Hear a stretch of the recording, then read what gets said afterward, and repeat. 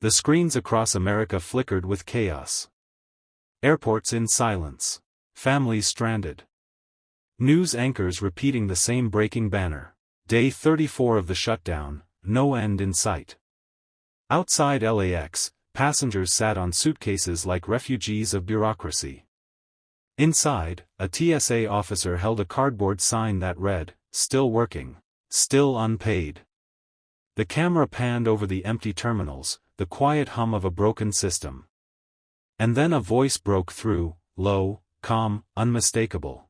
When leadership becomes theater, the country becomes the stage. It was Denzel Washington. The clip hit social media like lightning. He wasn't on a talk show, not behind a Hollywood podium.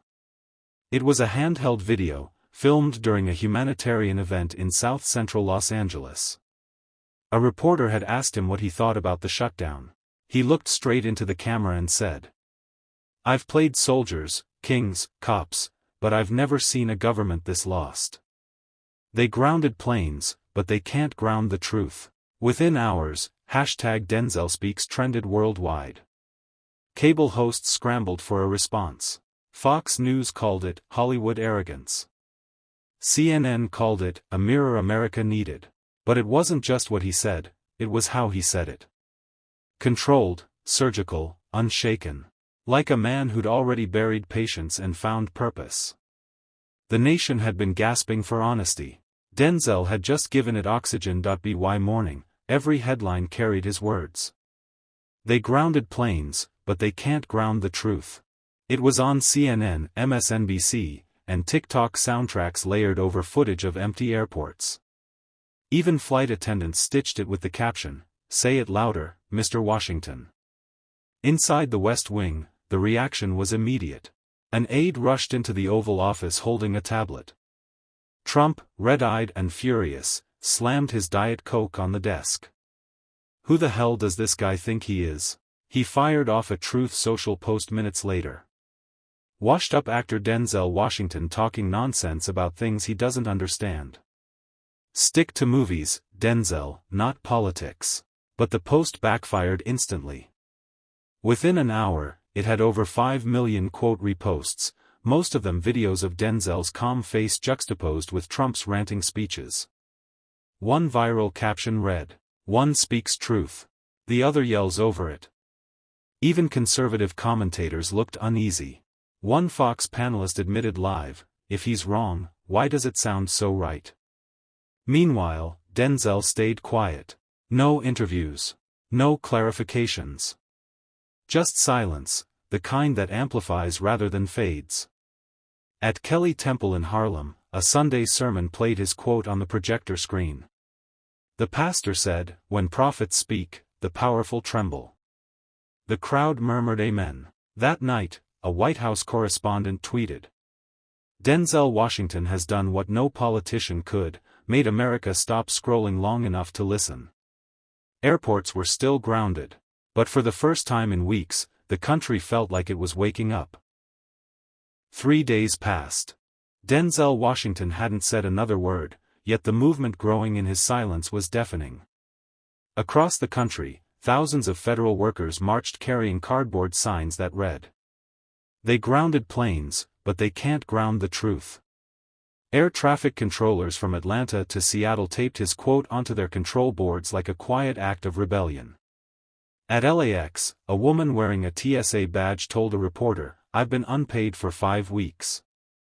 Denzel said what every one of us has been scared to say, "This isn't a shutdown, it's a shakedown." Meanwhile, cracks were forming inside the administration. Leaked memos revealed that senior advisors had urged Trump to end the shutdown before public opinion collapses beyond repair. But Trump refused. "We're winning," he insisted, pacing in front of the cameras he demanded be rolling. Cable pundits debated whether Denzel's voice had become the conscience of the crisis. Social media turned his words into a mantra. A rapper in Chicago sampled his quote in a protest track titled "Grounded." It hit 1 million streams overnight. And yet Denzel remained out of sight, no red carpets, no interviews, no speeches. His team declined every request. One journalist wrote, he's not trending because he's loud. He's trending because he's right. By day 37, opinion polls showed something extraordinary. 63% of Americans blamed the White House for the chaos. Congressional leaders whispered about revolt. It wasn't a politician who had shaken Washington, it was a man who refused to play its game. And inside the Oval Office, Trump's rage turned to fear. Because he realized something far worse than losing control of the skies, he was losing control of the story. It happened on a Friday night. The nation was exhausted, airports half empty, markets trembling, families rationing paychecks. And then, Trump called a press conference. He walked to the podium flanked by flags and fury. Cameras rolled. "This shutdown isn't my fault," he barked. "It's the fault of people like Denzel Washington, Hollywood elites who hate America. They talk about truth, but they live in mansions. They don't care about you." Reporters exchanged looks. This wasn't about policy anymore. It was personal. Within an hour, every network ran the clip. Hashtags exploded, hashtag Denzel versus Donald.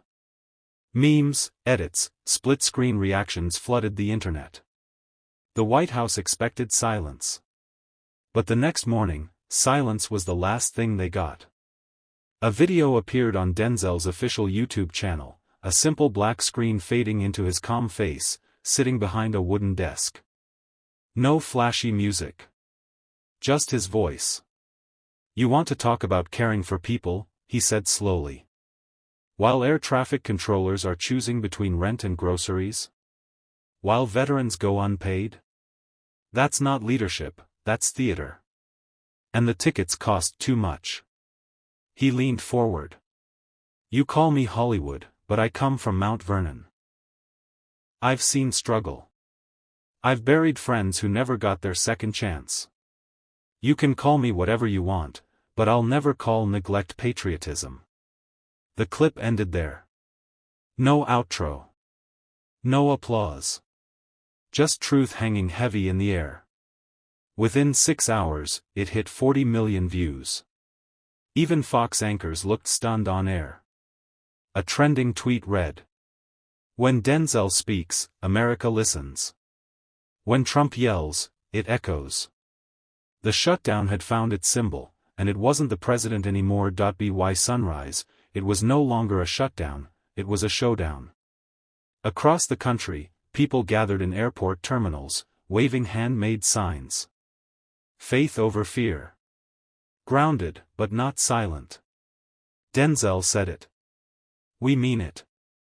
In New York, thousands filled the streets outside LaGuardia, chanting his words in unison. In Atlanta, pilots stood shoulder to shoulder with janitors. In Washington, federal workers marched from Union Station to the Capitol holding candles instead of paychecks. Drone footage flooded social media, a river of light cutting through the cold night. Hashtags surged, hashtag the grounded movement, hashtag truth takes flight. And at the center of it all, Denzel stayed quiet. No interviews. No appearances. Just presence, the kind that doesn't need a microphone to be felt. Inside the White House, chaos reigned. Advisors fought over strategy. One aide was overheard saying, "He's turned into a national sermon, and we're the villains in it." Trump refused to back down. "You think I'm scared of an actor?" he shouted, slamming his hand on the desk. "I built empires while he played pretend." But outside, reality was rewriting itself. Polls flipped overnight, 72% now blamed the administration. Donations to relief funds for unpaid workers skyrocketed.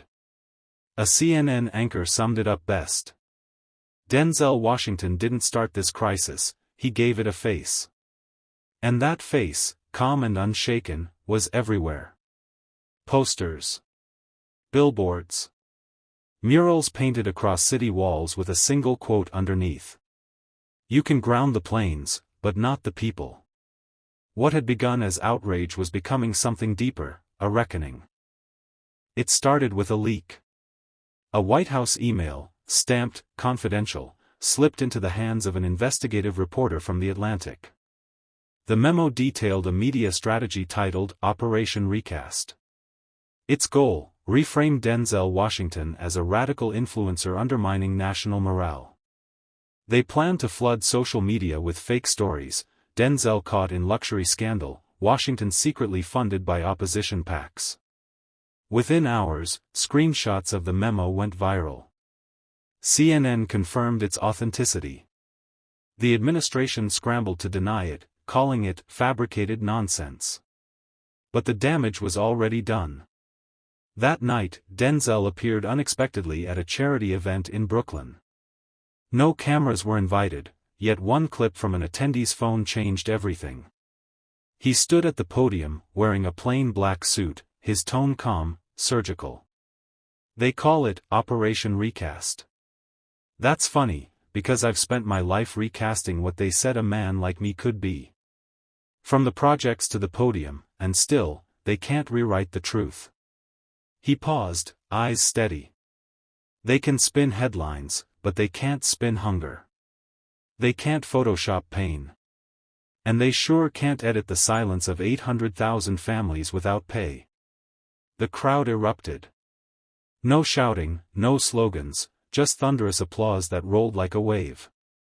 By morning, the New York Times headline read: Washington versus Washington, Truth Strikes Back.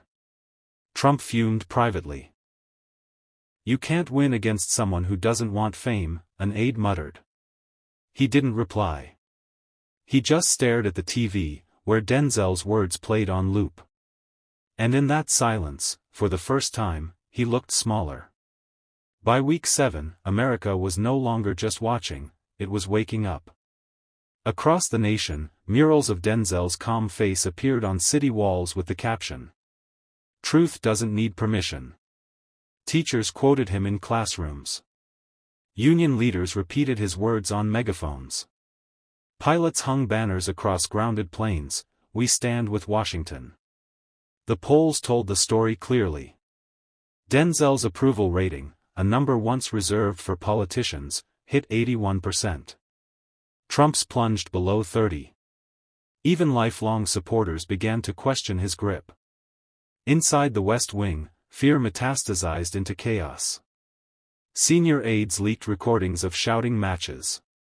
One advisor was overheard saying, "He's fighting a sermon with slogans. You can't outshout faith." Meanwhile, Denzel refused to take the political bait. In an interview with PBS, his first since the viral moment, he sat quietly, eyes focused, voice soft but unbreakable. "I'm not here to lead protests," he said. "I'm here to remind people they have a voice. If that scares the powerful, maybe they've forgotten who they work for." That line, "maybe they've forgotten who they work for," became the chant of the next march. From Los Angeles to Detroit, people poured into the streets: teachers, factory workers, air crew, nurses. Carrying candles and singing "Lean on Me." Reporters called it the grounded revival. And that night, as drones filmed the glowing crowds across 50 states, one anchor whispered on live TV: "It's no longer about Denzel Washington the actor. It's about Denzel Washington the voice." For the first time in years, America wasn't divided by color or party, but by conscience. The breaking point came on a Tuesday night. Desperate to reclaim the narrative, Trump announced an unscripted primetime address from the Oval Office. The cameras rolled. The tone was combative. "Denzel Washington," he said, glaring into the lens, "is a fraud. He's manipulating good Americans, turning our pain into performance. I've done more for this country than he's ever done pretending to save it on a movie screen." He smirked, certain the blow would land. But it didn't. Within minutes, the internet lit up with side-by-side clips, Trump shouting versus Denzel's steady calm. One viral tweet read: "One acts on screen. The other's acting right now." And then, Denzel responded. He appeared unexpectedly on The Daily Show, sitting across from the host in a dimly lit studio. No theatrics, no preamble. Just truth. You know, I've played a lot of men in power, he began softly. But the difference between acting and leading is simple: actors rehearse. Leaders listen. The crowd gasped, then erupted. But Denzel wasn't done. He says, I'm pretending. Maybe. But if pretending to care, pretending to listen, pretending to serve makes life a little better for the people he forgot, then maybe he should try acting too. The clip hit 100 million views in 24 hours. Even the Washington Post headline couldn't resist. When the actor delivers the real performance. Inside the White House, Trump watched in silence, his reflection flickering on the TV screen as Denzel's words played again and again. Outside, the chants grew louder, echoing through the night. Leaders listen. Pretenders shout. The president had lost more than a shutdown. He'd lost the room. It happened quietly, the way storms sometimes end. After 52 days, the government shutdown officially ended. No victory speech. No parade.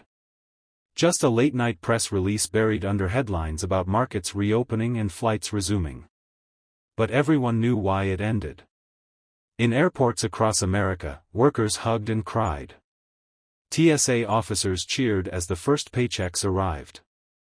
Air traffic controllers in Dallas played Denzel's clip over the speaker. You can ground the planes, but not the people. Social media flooded with messages of gratitude. One post from a nurse in Ohio went viral. He didn't just speak for us. He made them listen. Meanwhile, Trump appeared briefly before reporters, his voice clipped. We've reached a temporary agreement. A smart one. He avoided Denzel's name completely. But it didn't matter, silence can be an admission too. That same night, Denzel appeared at the Kelly Temple in Harlem, where it all began. The church was packed wall to wall, no cameras, just candles and community. He stepped to the pulpit, voice low, eyes calm. This wasn't about politics, he said. It was about people.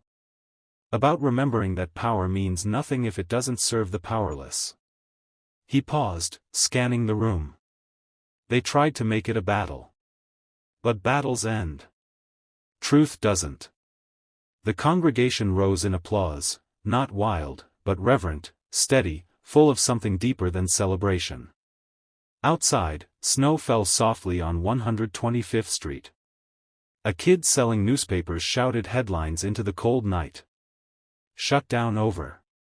Denzel spoke. America moved. The world had gone back to motion, but it wasn't the same country anymore. Weeks later, the headlines faded, but the echo stayed. In New York, a mural stretched across a Harlem wall, Denzel's silhouette against a sky of grounded planes, the words beneath in bold white paint. You can ground a nation, but not its soul. News outlets called it the moment that shifted America.